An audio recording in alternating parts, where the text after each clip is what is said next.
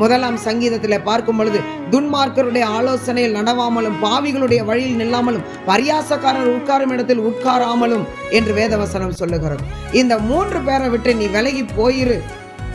மனுஷனை நேசின்னு சொல்ற ஆண்டவர் தான் சொல்றாரு, இந்த 3 பேரை விட்டு விலகி போயிரு. ஏன்னா நிறைய பேர் வழி தவறி போறாங்க. எப்படின்னா, என் சிநேகிதன் கூடையே இருந்து, என் உயிருக்குயிரா நான் நேசிக்கிற சிநேகிதன் அவன் கூடையே இருந்து அவனை ரட்சிப்புக்குள்ள நான் வழி நடத்தணும், எப்படி அவனை விட்டுட்டு வந்த ஆண்டவருக்கு நான் கணக்கு கொடுக்கணுமே அப்படின்னு சொல்றாங்க.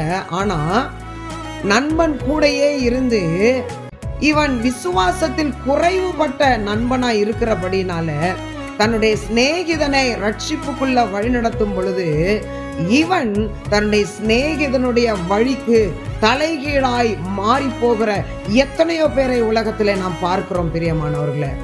ஆனபடியினால பலவீன விசுவாசம் உள்ளவர்கள், குறைந்த ஆவிக்குரிய வாழ்க்கை உடையவர்கள், இப்படிப்பட்ட நபர்களை விட்டு விலகி இருக்கும் பொழுது பரலோக ராஜ்யத்தை நாம் சுதந்தரிக்க